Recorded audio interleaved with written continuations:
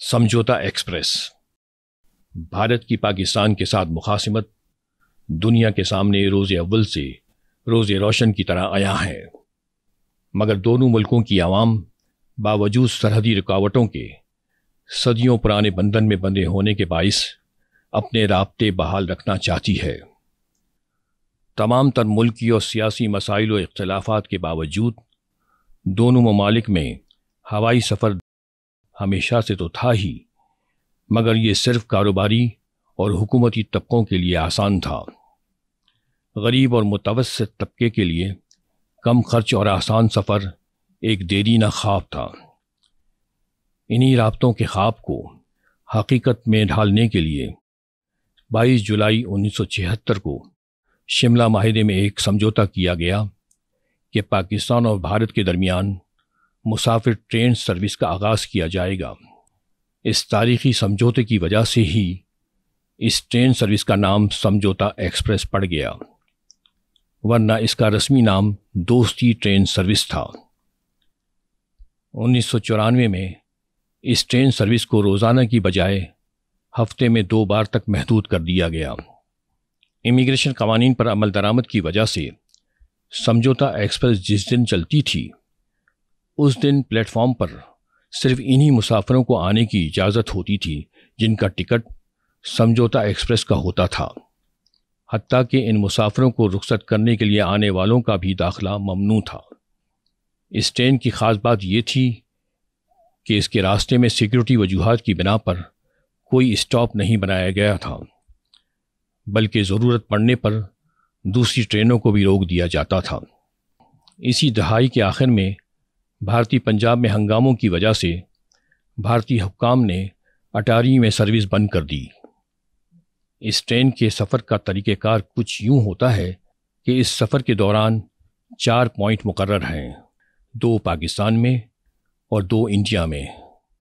پاکستان میں ایک پوائنٹ شہر لاہور کا ریلوے اسٹیشن اور دوسرا واہگہ بارڈر ہے،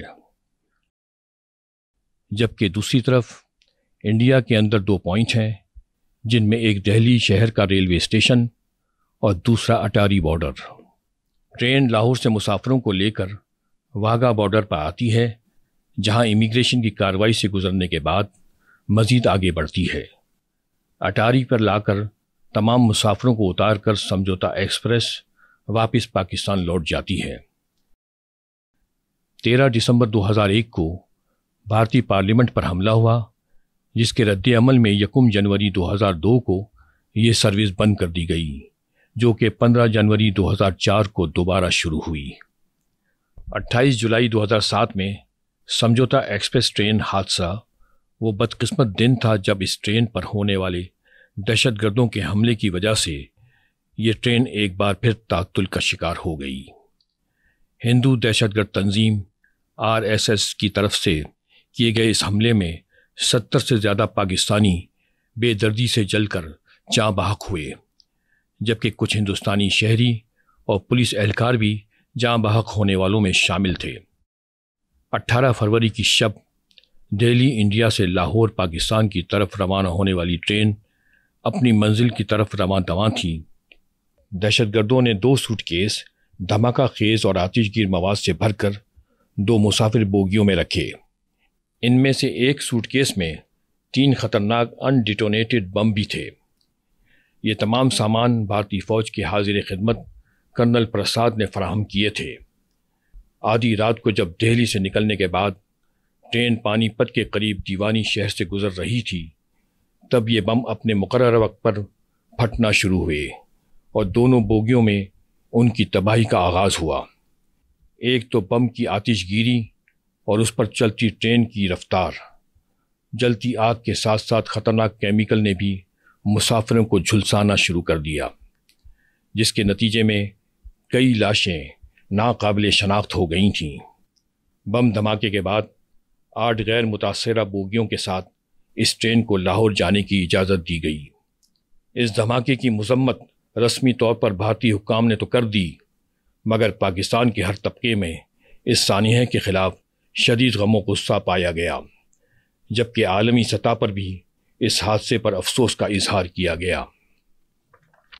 8 جنوری 2011 کو ایک شدت پسند تنظیم ابھینو بھارت سے تعلق رکھنے والے کارکن سوامی اسیمانند نے مبینہ طور پر سمجھوتا ایکسپریس پر اس بم دھماکے کا اعتراف کیا۔ یہ تحقیقات CBI central bureau of investigation کے ذریعے پاکستانی کوششوں اور عالمی دباؤ کے نتیجے میں ہوئی۔ اس حادثے کی تحقیقات میں ایک اہم پیش رفت اس وقت بھی ہوئی جب اس واقعے کے ماسٹر مائنڈ کمل چوہان کو فروری 2012 میں نیشنل انویسٹیگیشن ایجنسی NIA نے گرفتار کر لیا۔ مارچ 2019 میں سمجھوتا ایکسپریس کے 4 دہشت گردوں کو انڈین عدالت نے رہا کر دیا۔